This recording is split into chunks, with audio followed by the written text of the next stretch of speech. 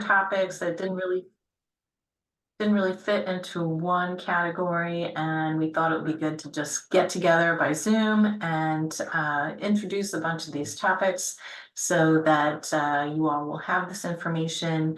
We will, of course, follow up next, within a week, hopefully sooner, to share some more. Some more details on some of the resources that our presenters will share, and also to point you to a recording of this Zoom. So thank you all for being here, and we have to keep things really tight on time because we did try to squeeze so much stuff in. So I apologize if it goes a little quick, and hopefully we'll have time at the end for some questions. Um, and if anybody has any questions as we go through, feel free to add them to the chat. That may help us to speed things along with questions. All right. So if we're ready to go, all right, I would like to start out with is Lisa Sciannella here? Yes, I'm here. I am not sure how to share my screen, however. Oh, Okay, share screen. Nope, got it. Never mind. okay, great. All I'm right. And usually I'm a sorry. Google person. And I totally mispronounced your last name. So Lisa, welcome. Thank you. And I turn it over to you. Thank you so much. I accept all versions of pronunciations of my last name, so all good. Thank you so much for having me. I'm excited to be here and tell you a little bit more about Helpsy and what we do. You can all see my screen, correct? Yes. Okay, great. So first of all, I just want to say that I personally live in Maryland, but I love the state of New Jersey for a couple of different reasons. Um, by volume, Helpsy's collections, a third of them come from the state of New Jersey. So we operate in 10 states, but a third come from New Jersey. So New Jersey is an important place for us. Our sorting happens only in New Jersey. And then we're also big fans and supporters of the Single Use Waste Reduction Act and all the great organizations that support the recycling work in New Jersey. On a personal note, I love coming to New Jersey with an empty gas tank, and I love visiting the Appalachian Trail. That boardwalk is in Glenwood, New Jersey, and I think it's one of the most beautiful parts. 85% of clothes ends up in the trash. So this is the statistic that we are dedicated towards fighting. Textiles are the fastest growing waste stream in the United States. The blue bar represents textiles and the change per capita over the last 20 years. So you can see textiles just sticks out like a sore thumb. There is some exciting legislation in the works, and people are kind of waking up to the problem and the opportunity. Massachusetts banned textiles from the trash in 2022. California and New York have introduced some legislation that hasn't passed yet, but it would be extended producer responsibility laws that would have, hopefully big implications.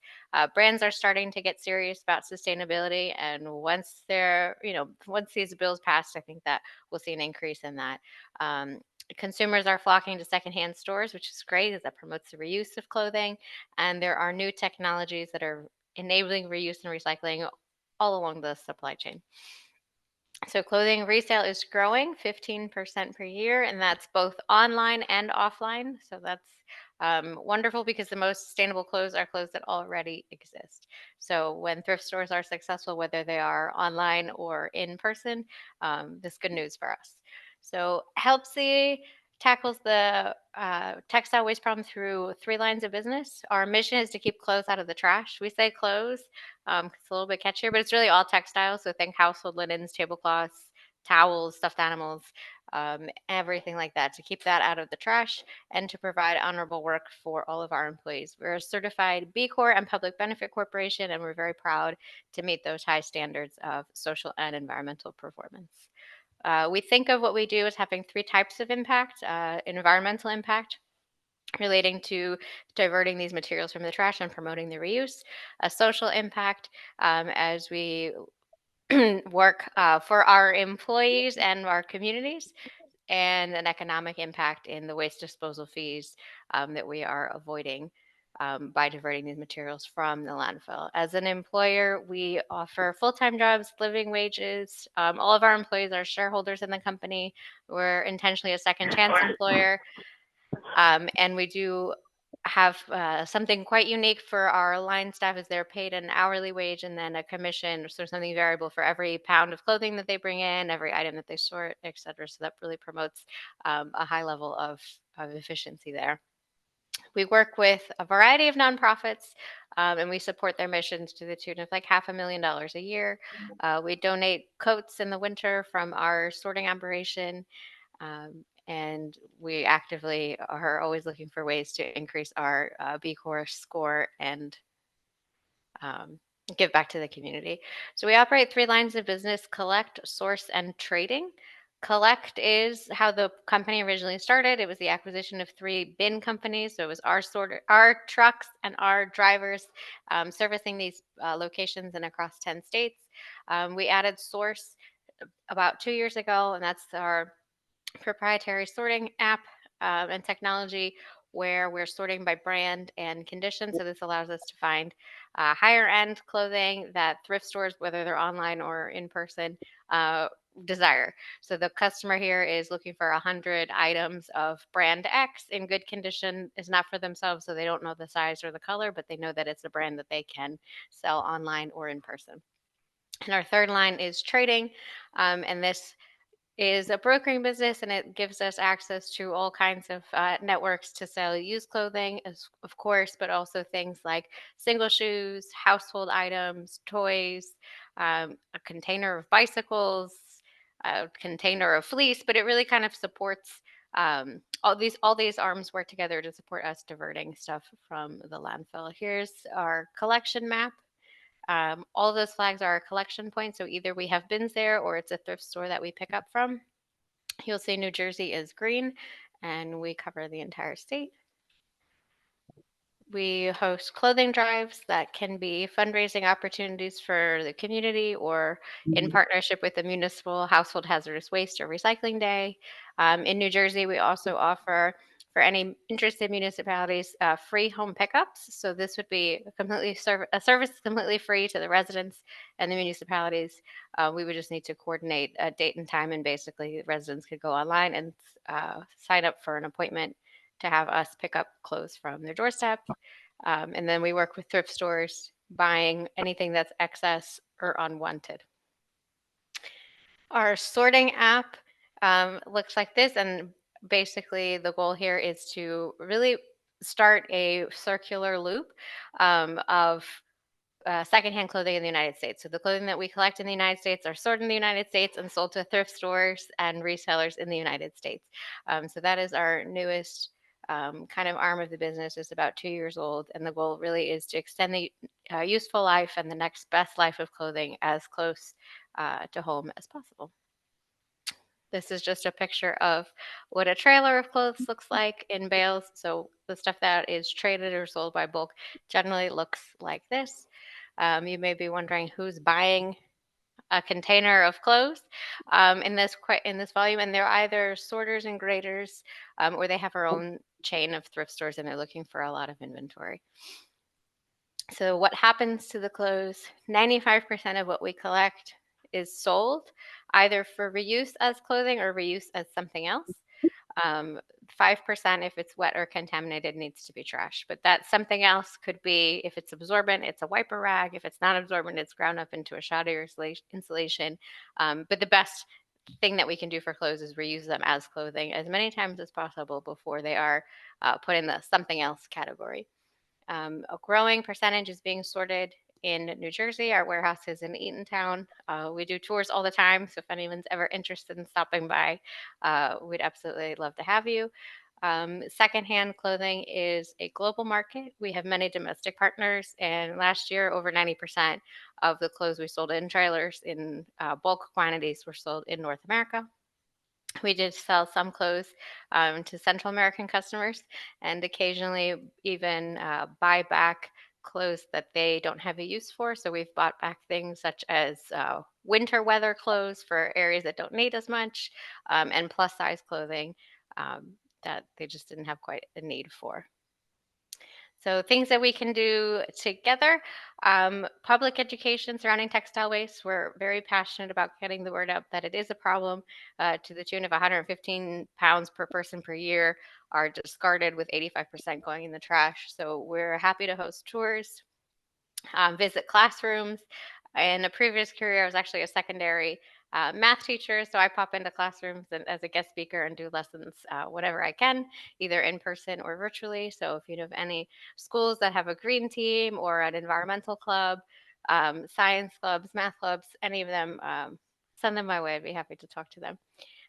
We can do recycling events, and this can be for the community, it can be for a municipality. There'll be fundraisers, and we can, especially with Earth Day coming up, that's a very popular time for us to host drives and kind of raise awareness about the problem and how we could be part of the solution. Um, and then when it gets closer to the winter time, if you know of any nonprofit organizations that could use a donation of coats, we start compiling the list in the summertime. And unfortunately, we never really have enough coats to meet the need, but we're always looking to take names and see who we can help as much as we can in the communities that we work. And that was me on turbo speed. How'd I do, Amy?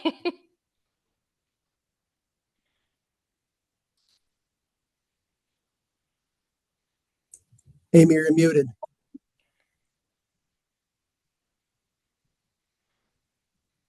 That was perfect. Sorry. Great, so thanks so much. I know there was one question from somebody who wanted to know how to get involved, and I think that's probably just reaching out to you. We'll be sharing your contact info. And I see another question, right, Sherry? See them.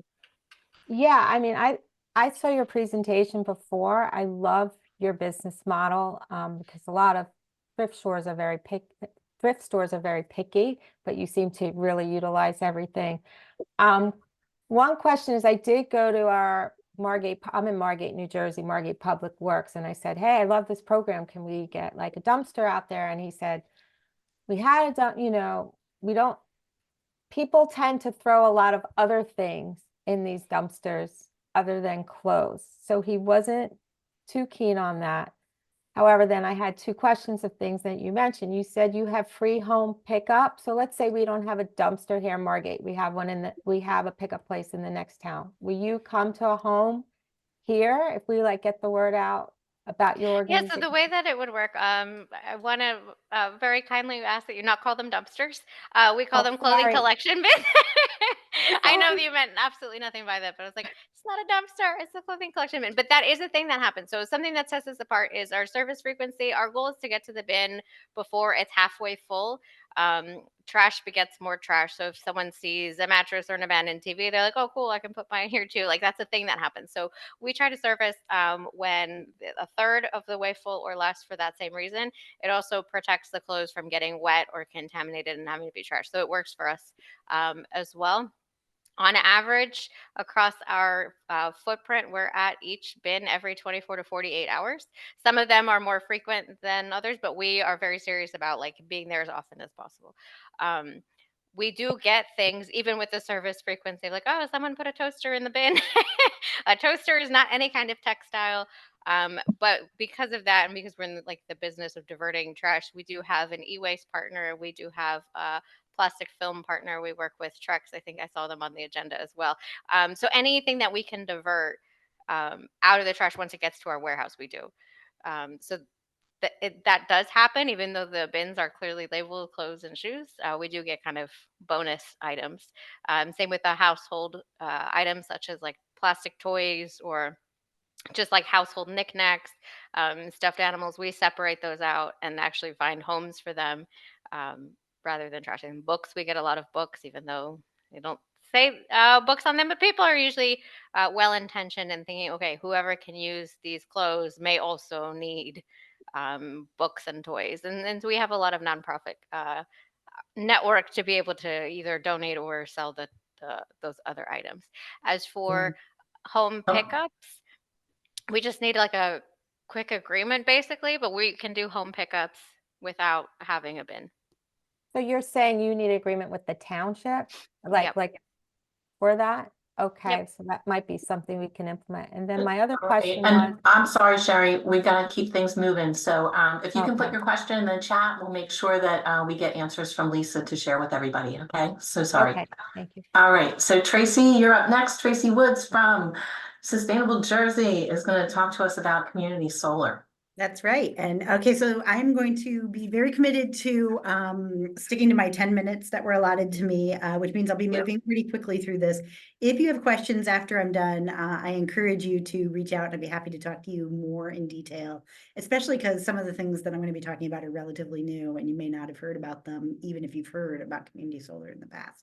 So just to start off, let me just take a little baseline, show of hands. How many of you feel like you're, reasonably well informed about New Jersey's community solar program? Okay, no, that's good. That's good. So that gives me a good sense of where to start. I'm going to go ahead and share my slide deck.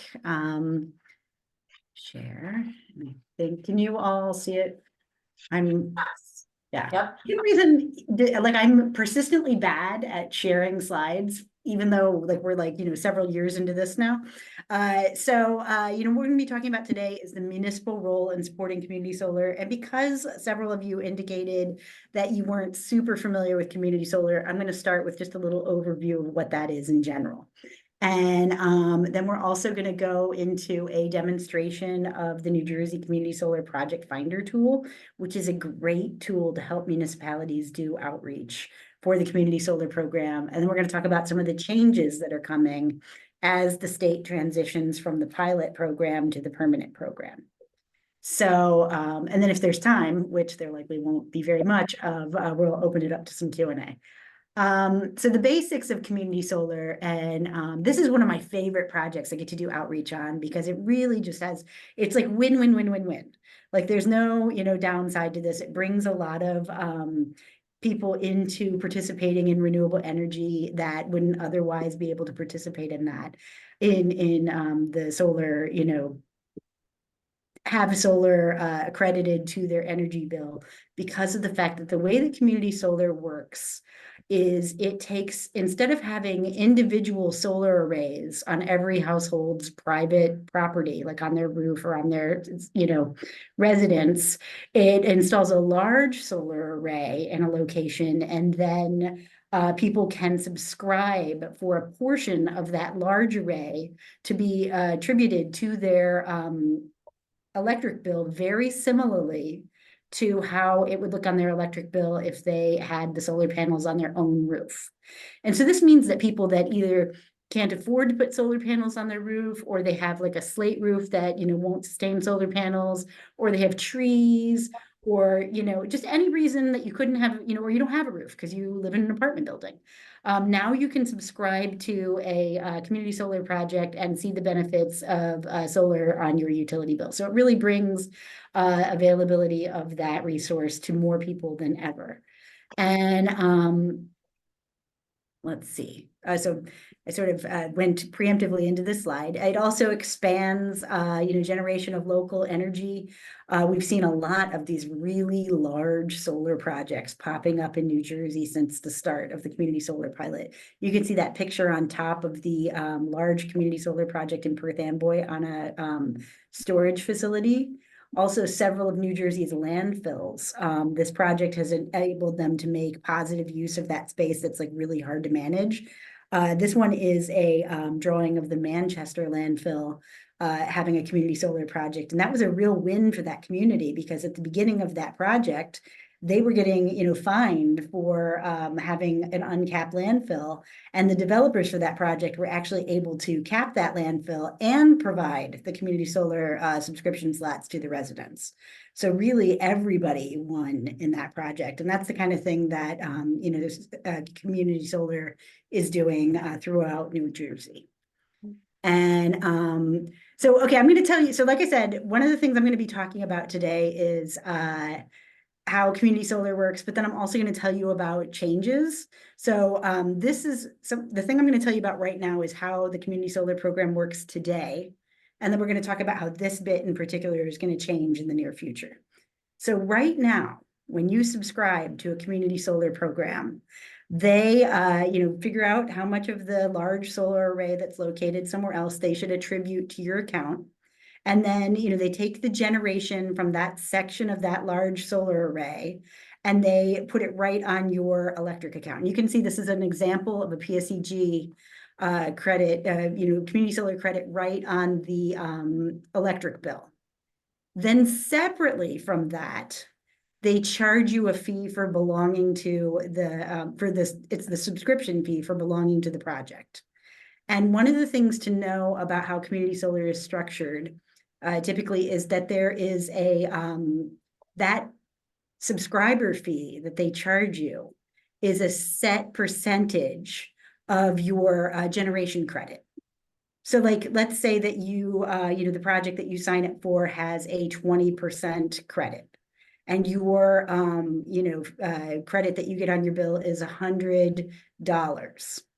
Then your subscriber fee for that month would be $80 because in your contract for your subscription, they said it's a flat rate. You're going to get, 20% of your credit, you get to retain as savings, right? So they typically come with like a flat percentage like that. That's negotiated. So, you can always, so one thing that really does is alleviate the notion that you would ever be in the red, that you would somehow end up owing a subscription fee if like it was a really dark month and it just didn't generate that much electricity. Like the amount of your bill is a percentage of the amount of generation that you get. So you're always going to see savings. So that's a really important thing to know about community solar. It's structured to protect the subscriber in that way. And then the typical savings for residents, the typical amount of the generation credit that they're going to be able to retain is between 10 and 30%, depending on the project. And now I'm going to go into a third part or a tool that Sustainable Jersey worked with the BPU to create called the Community Solar Project Finder tool. And let me just pull that up. And do you guys see it yet? Not yet, right? Do you see the Project Finder tool? Oh, yay, happiness. Okay, so you go onto the Community Solar Project Finder tool, and I'm gonna put the link in the chat, and you will see that the first page of this is an explainer of how community solar works. It's got a lot of the same information I just showed you in those slides, right? And this whole Project Finder tool is meant to be like a outreach toolkit all in one. So it's got an overview of community solar. It has a project finder, so you can type in your zip code. Somebody call out a zip code. 08037. 08037. Okay, so we put in the zip code, and in the area that Amy just gave us the zip code for, we have one project here, we have another project here. So there's 3, 4, 5, there's 5 different projects working in that zip code currently up to date. And one of the things, the way that this project finder is designed is to give an apples to apples comparison between the different projects. So you'll see for every project, the percentage of the generation credit that you're going to retain as part of the project. So that one's set at 10%. This one's set at 21%. This one said also at 21%. It tells you what municipalities are served by the project. Typically, you putting in your zip code will limit it so that it only shows you projects that serve your municipality. But another important thing to know is that you have to look at the electric utility, because you can only subscribe to projects that are in the same electric utility that you get billed for. So even if they serve your town, like if your town's split between, we'll just pick JCPL and PSEG, and you happen to be in the JCPL portion, you can only subscribe to projects that are located in the JCPL portion. So you can see there's an Atlantic City Electric. So there's quite a, so it looks like in that zip code, there's options for PSEG and Atlantic City Electric. And then you can see the terms, in an apples to apples comparison and all the different information. And then you can see, the link to click to sign up and to get more information. Another important thing to see is that, when the project is going to go operational, because that's when you'd start to get your credits every month. And so, this shows you all of this in an easy to look at way. And then the third page of the Community Solar Project Finder is that there is a glossary and FAQ. And again, it explains that whole component of how the billing works in more detail, has a glossary of terms that you might hear in the different marketing materials from community solar providers, and just a list of questions that, including this top one here. One of the big outreach hurdles that we face in community solar is that it just sounds too good to be true. It sort of sounds like a scam. And that's one of the, you notice that the topic of the heading for my presentation was, the municipal role in supporting community solar. And one of the big roles that municipalities can play is that you guys are trusted messengers and helping to share the word that this is a program that is, administered by the state's BPU and is not a scam, and, explain more about how it works, can really go a long way to build, good faith and support for the community solar program. And actually, I'm going to switch back over to the slide deck. And Amy, I am very aware of the fact that I'm probably getting close on time, so I'm going to be pretty quick. I will tell you that a couple things that are coming. So there's going to be some changes to the community solar program, and that's because we're transitioning from the 2 pilot years to the permanent program. And just really quickly, the changes that we're looking to see coming. I don't know why doesn't like that slide. Some of the changes that we're looking to see is starting in 2025, there's going to be what's called consolidated billing.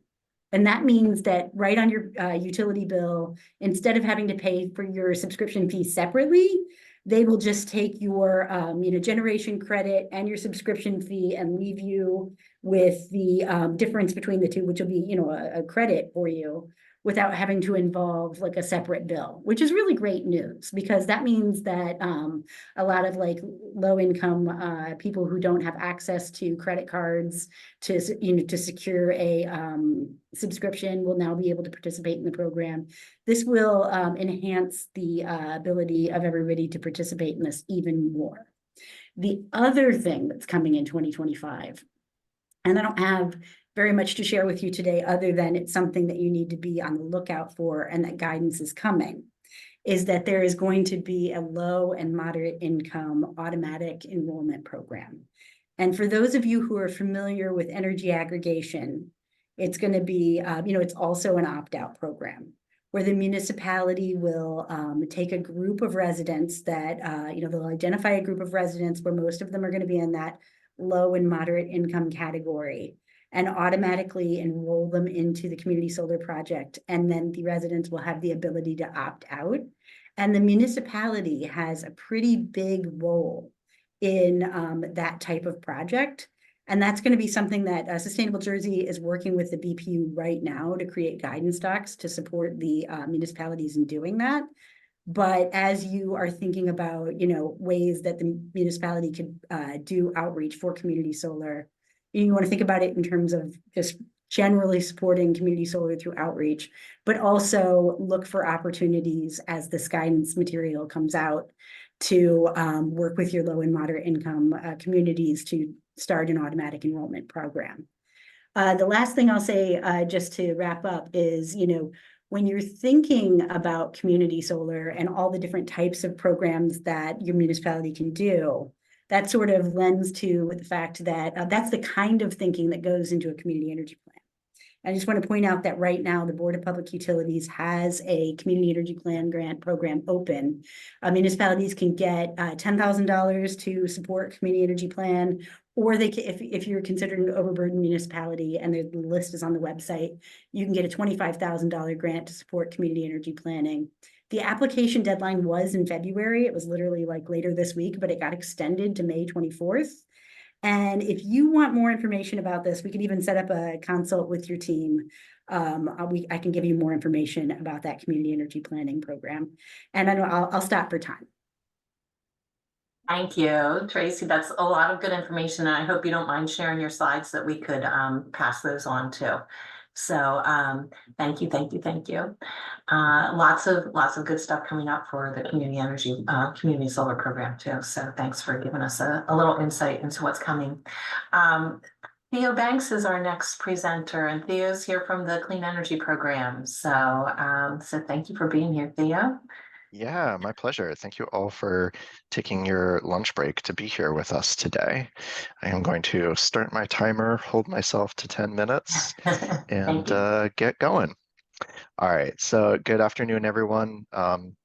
My name is Theo Banks. I'm the Clean Energy Champion with New Jersey's Clean Energy Program. This presentation will be an overview of the Clean Energy Program, and I will be sharing some recent program updates too. So if you're not familiar with the program, I'll be providing a basic overview, but if you are very familiar with the program, there'll be a little bit of new information for you, hopefully, as well.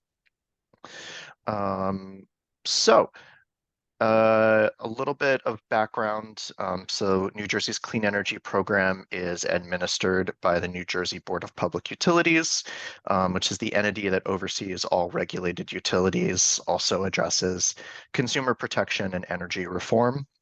The Clean Energy Program is funded by the societal benefits charge that all ratepayers will find on their utility bill if you are served by an investor-owned utility in the state.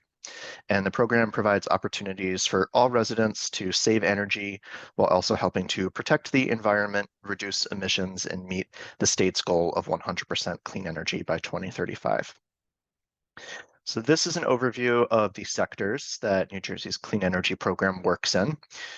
Includes buckets of programs such as renewable energy, distributed energy resources, and energy efficiency.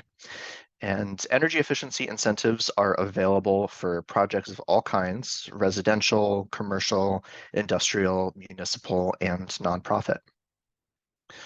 This is an overview of all of the energy efficiency programs in the state of New Jersey. Since 2019, many energy efficiency programs for existing buildings have been administered directly by the utilities, alongside utility incentives for efficient products. So all investor-owned utilities in New Jersey are required to administer programs to help residents increase the energy efficiency of their homes, both rented and owned. Energy efficiency incentives for new construction and gut rehab, however, remain under New Jersey's Clean Energy Program.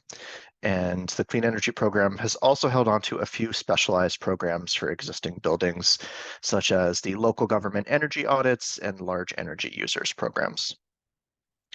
So now I'm going to provide just a very quick high-level overview of each of these programs, including some recent and upcoming program updates.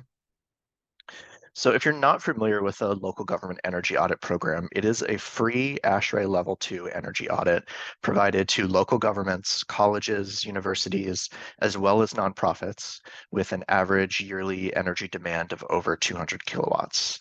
And new in fiscal year 24, the program has been expanded to include more information on water efficiency and conservation.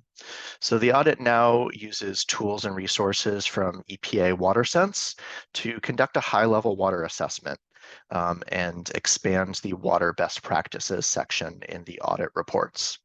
And the reason for this is that helping to save water also helps to save energy otherwise used in extracting, conveying, treating, and delivering water and its related wastewater. So here we have a case study of the program from the Borough of Madison. The Borough of Madison enrolled in the program, and the free audit report that they received identified potential energy efficiency opportunities, which in turn helped to prioritize specific measures for implementation with the municipality. And it provided, targeted information about what measures would yield the highest annual cost savings for energy and the payback period associated with implementing those measures as well. So also recently launched is the Higher Education Decarbonization Pilot. And this pilot program offers up to $5 million in incentives for existing accredited higher education institutions with multi-building campuses for projects pursuing decarbonization measures. Includes but isn't limited to energy efficiency projects, energy storage, solar, beneficial electrification, electric vehicles, and more. And next up, we have new construction. So New Jersey's clean energy program encourages energy efficient new construction in New Jersey and offers various financial incentives for building owners, designers, and architects to adopt cost-effective, energy efficient design choices in qualifying new construction and substantial renovation projects. So by providing incentives to support design beyond the minimum efficiency required by building codes, New Jersey's clean energy program aims to produce the most efficient buildings in the nation.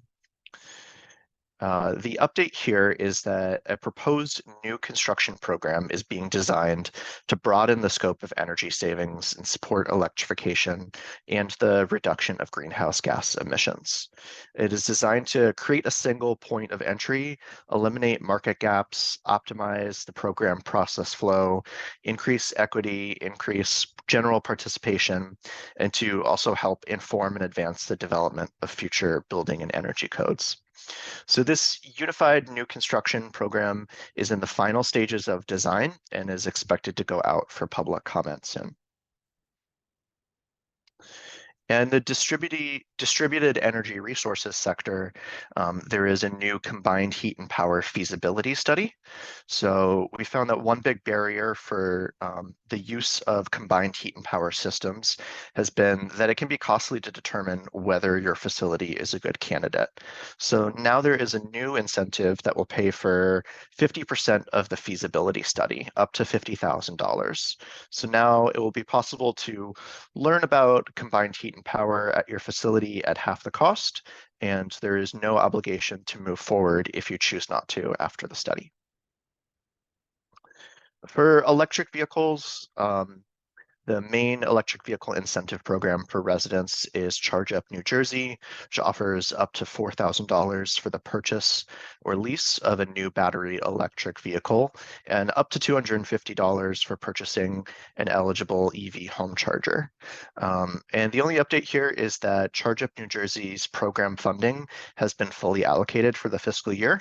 Vehicles ordered or purchased or leased up to 9 p.m. on November 21st, 2023 will be eligible for a rebate. And renewable energy sector, I get to skip over because Tracy's presentation just addressed the new and upcoming changes for community solar. And similarly, for specialized programs, I was going to share out about the community energy plan grants, but Tracy already covered that information.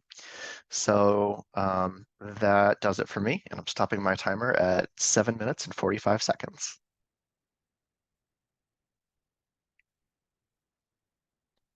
Good job, Theo. Wow. All right. So we're getting back on track with time. Thank you so much. That's so many things that are available through the Clean Energy Program, plus all the other things that are available through utilities for energy efficiency and improvement. So that's really good information. Thank you.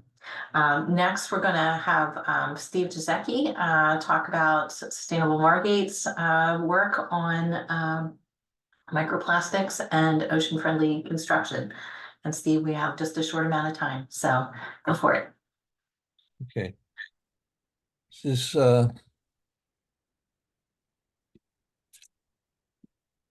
you see my slides? They're coming. Yep, looks Okay, good. here. Go for it. Okay, so first off, I have about 35 years of experience in the construction trade. And I live over here in Margate in a barrier island, and we have seen an enormous amount of changes in our housing. So they're using a lot of new materials now, and it's it's a polycarbonate materials, and they behave like wood, but it's not wood. So this is a type of material that we're talking about.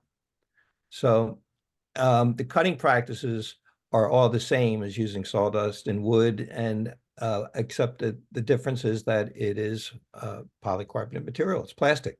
And these plastics looks like snow. And it's getting into our streams. And these are the way the contractors have been leaving their areas. It's very sloppy. The stuff is going into the ground, into the water, through the air, everywhere. So we deemed that it was necessary to start getting some sort of control over this kind of building. These pictures I just showed you were left over the weekend, and this particular picture was left during a just prior to a nor'easter. So I first noticed it years ago while in kayaking, when I was taking pictures of the grass that's ending up in with the storm drains and into the bay. And I noticed these micro particles in here too. And like right over here is a styrofoam, and the rest of this is all kinds of little particulate matter. And where's it coming from? Well, it's coming through the stormwater outfall pipes. And in this particular picture, you can see some of the residue that's coming out of this pipe and leaving these kind of debris. So it is getting into our marsh, and what it is affecting is things like these rib mussels and other filter feeders that take in and filter out the water. And it's also getting into our fish now. So this is a very serious issue that we deem that really needs addressing. So we want to build awareness, and the techniques for cutting and shaping the materials has not changed, but it replaced wood. Because it replaces wood does not mean it behaves like wood. So some of the sites, again, like these saws, they could have vacuums on, they could have bags on them. This is an example of how a saw, he could put a bag on it, but he didn't. And I tried to talk with some of these contractors, but they didn't want to hear it. And so you can see how bad it is. So, the table saw over here, you can see this is where the exhaust from the material is coming out, and it's just ending up on the ground, in the air, everywhere. And particularly because climate change is having an effect on our sea level, that a lot of our streets are flooding more and more frequently, which makes it easier to get out into the ocean. And here's an example of how they would clean it up. They blow it. Not good. So the manufacturer, they didn't set out to harm the environment. In fact, they wanted to reduce the impact that's having on the trees. But the unforeseen consequences of the byproduct has created these other problems. And that is the fact that these particles are getting into our food chain at this point. So we had our April 11th Green Team meeting. I brought this to the attention to the team, where we talked about what we could do. So we decided to pursue regulations for the contractors to start taking protective measures to contain these particles. We seeked out to find educational posters or create posters that can address the issue. And we checked out with the building department and other agencies to see what kind of laws and rules are in place for these things. I went as far as looking to the different websites from like places like Jasiecki and Trex to see what kind of recommendations they have, and I found nothing. I emailed them. The information I got back was how to protect the product, but not how to protect the environment. So so we came up with our own set of rules when cutting or drilling the materials or any kind of polycompound materials. You have to have a vacuum attachment on the saw, cut and drill in confined spaces, never cut or drill without a tarp underneath the power tools, clean the area as often as possible, never leave the site without cleaning up the plastic contaminants. It's not a lot of hard things for contractors to do, but it is something that they should be responsible for. So Sherry, who was on our team, she took that information and she created these flyers that we can give out to the contractors when they pick up their building permits.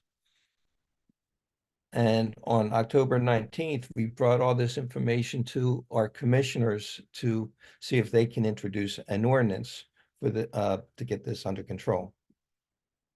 So an ordinance was written up by our city solicitor, and now at this point it is being overviewed by our building department and the enforcement agencies.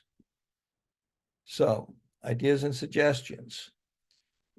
Taken from my experience from construction work, construction sites are really dangerous work environments. You know, you could get cut by saws, you could fall, there are tripping hazards, toxic chemicals we work with, all kinds of things. So we had to use protective equipment. Hard hat, gloves, safety glasses, safety vests are essential. Without this, I would have gotten fired. I had to have these on at all the times. Other protective devices would be harnesses for fall protection, hearing protection, dust masks, respirators, and the list goes on. And here's a really good example of somebody that can use that. But anyway, another example, things that we do is our weekly toolbox talks. Every Thursday or Friday, we would take during our break, coffee break, the shop steward or the foreman would come around and give us a safety talk. Some of the things that are talked about are on this slide. I'm trying to move fast because I know we're short of time. But these are things, these are procedures that contractors can take with their employees to educate them about the materials that they're working with. So here's an example of just working with the tarp down, easy to pick up. And this is a real interesting tool that Sherry actually found for us. There's a better example of it. What would I call that? A saw hoodie. You can wrap this hood around the saw and it will absorb and take in a lot of the material. I don't think we're going to get all of it, but it gets a lot of it and starts to become a responsible means of working with this material. So we have the saw hoodie, we have vacuums for circular saws, table saws, chop saws. The stuff is out there. So there is a corporate social responsibility that contractors and all businesses need to use. We have a responsibility to the environment in which they are working in the community. So we want to protect what makes life possible. And so we're working on this ordinance. We hope it will pass soon. We will share our information with everybody. And I guess that's it. Super. It's actually about 20 minutes long, but I'm trying to. No, you did great. Thank you, Steve. Thanks so much. And I'm sure there's a lot of questions, but we're gonna have to keep things moving. So please keep putting your questions in the chat, and we will get answers to you after our meeting, and unless there's time to stick around for a little bit for questions. So thanks, Steve. And next, speaking of plastic lumber, we have Stephanie Hicks from Trex. And Stephanie is going to talk about a new program relatively new program that Trex has. You may already be familiar with Trex and their program for collecting bags and plastic film, and many municipalities participate in that. So this is something different, but I hope that Stephanie will also touch on some of the other programs. So thank you so much. Great, and you've got your screen shared. Thanks, Stephanie. Great. Hi everybody, I'm Stephanie Hicks. I really just have this one slide, so you guys are lucky. This will hopefully save some time. I was asked to present on our Baler program. Specifically, I wanted to bring up our grassroots movement program because I feel like that's what is probably most relevant to this group. I think you all know what Trex is at this point. It is composite decking. It is made from about 50% recycled plastic films, and the other 50% is reclaimed hardwood dust that comes from flooring manufacturers and cabinet manufacturers.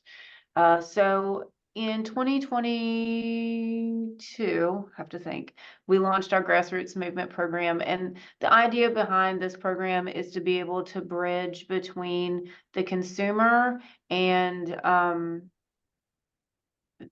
give other options to bridge that gap between the consumer, the grocery store, and have other options that aren't necessarily just the grocery store. A lot of states, this example would be New Jersey, doesn't hand out plastic bags anymore. You guys have a plastic bag recycling ban.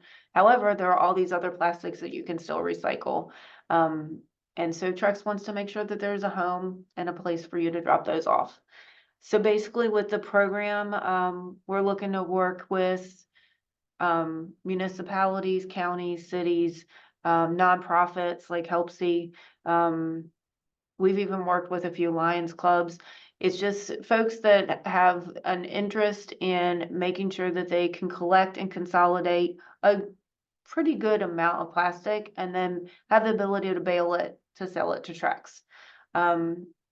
So the way it would work, for example, we have some programs in New Jersey that Union County is a perfect example. They wanted to be able that they could to offer it to their constituents. However, they don't have the space and the manpower to take care of getting it baled and all of that. So we had them partner with a recycler, and that way they collect the plastic in Union County, it goes to a recycler. The recycler takes care of baling it and getting it to Trex.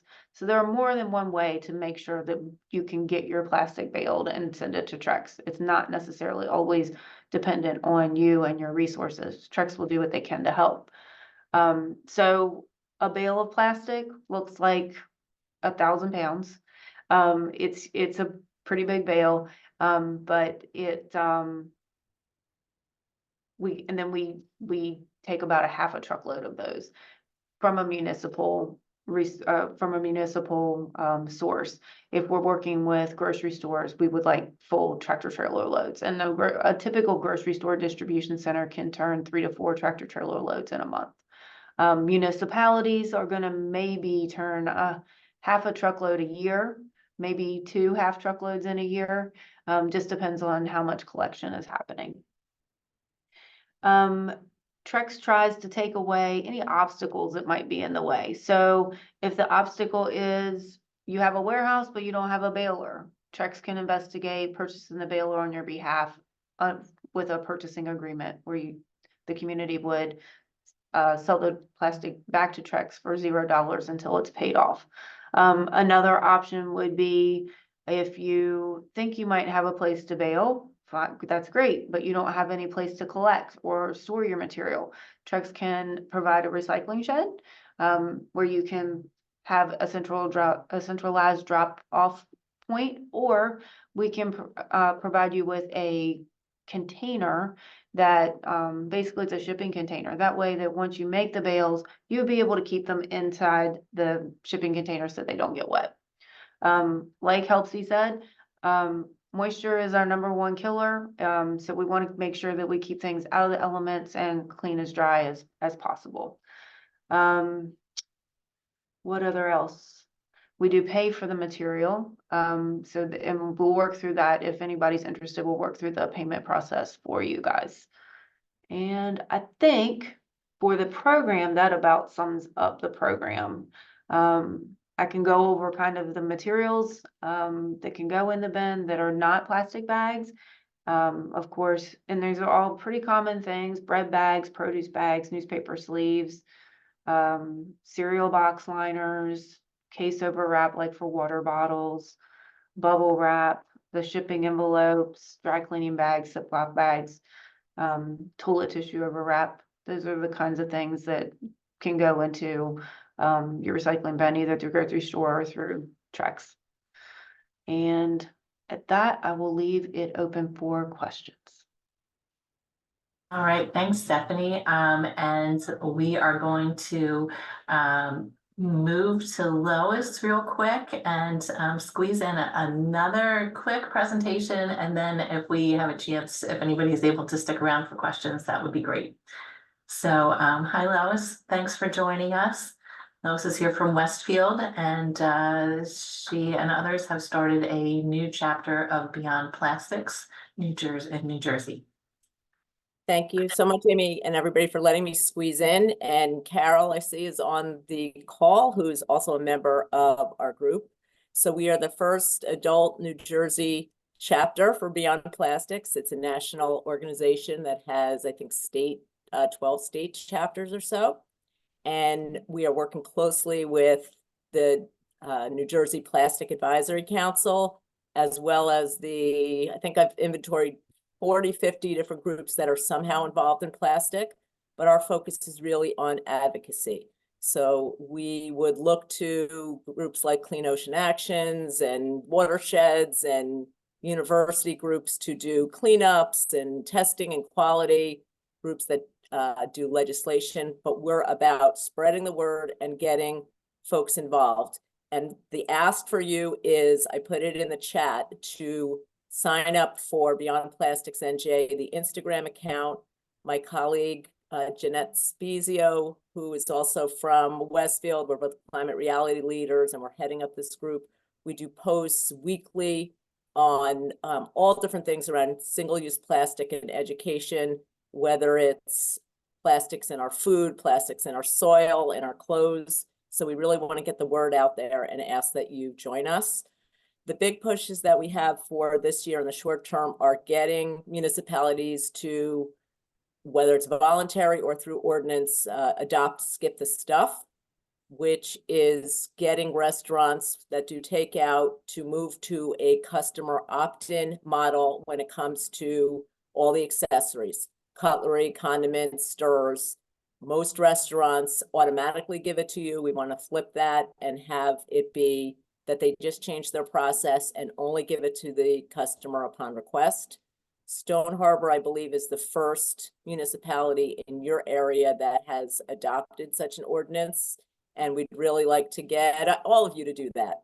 The state does have legislation pending, but like anything, like the plastic bag ban, we need some momentum to get a lot of communities involved in this. So I think there's 4 so far. So that's our first priority. We also, and you'll see this if you get on the Instagram, or if you want to join our group, we meet monthly. We're also promoting the voluntary ban release of balloons, which I bet a lot of shore towns have adopted already, but if you haven't, that's an easy one. And we're also trying to get people to report if you see violations to the plastic bag or straw ban. So the DEP wants us to call in to, if you go to a restaurant and they automatically give you a straw, or you get a bag when you shouldn't be, so that they can follow up with the restaurant to educate them on the program. Longer term, we're working on extended producer responsibility, truth in labeling, filters for machines, etc. So that's what I wanted to promote. Thank you for letting me join. Oh, fantastic. That's great.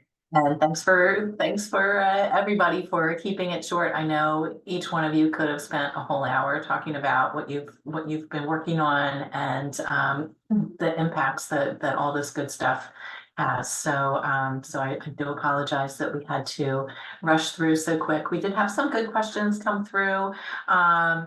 And I hope I was able to answer a few. And if anybody has time to stick around and wants to ask a couple extras, I think we can do that. If that's all right with our presenters. If you have to go, that's totally understandable too. So don't worry if you need to go, if your lunch is over, we'll fill you in with answers, with resources after the fact. But let's see, we had a question for Stephanie about the cost of the baler and how tricky it is to operate. Yeah, so I'd put an answer in the chat. We have to get estimates for them, but I would give a range of $12,000 to $17,000 would be about the range for a baler. I've personally not operated a baler, but I don't think they're horribly difficult. Probably the hardest part is getting the baler wire into the baler. But other than that, you could probably check out some YouTube videos on 60-inch downstroke balers. Great, thank you. All right, let's see, I don't know if Tracy's still here, Tracy Woods. I don't think so. Well, you know what? I think that we are really close on our time. So we will definitely be sending out the contact information for all the presenters, links to their sites, and answers to as much as we can here. And please know that you can join us for our Hub Steering Committee meetings on the first Tuesday of the month, right, Ralph? Is that correct? All right, good. And that's at 12 noon. And we do have a in-person event coming up for the Hub on April 11th, Thursday, April 11th. The topic will be natural resource, some of the natural resource actions from Sustainable Jersey. And the location is yet to be determined, so stay tuned, but mark it on your calendar. All right, anything else? Ralph, would you like to add anything? No, I'm good. Very good session. Thank you. All right, thanks to all of our presenters and everybody who joined us here. We really appreciate it.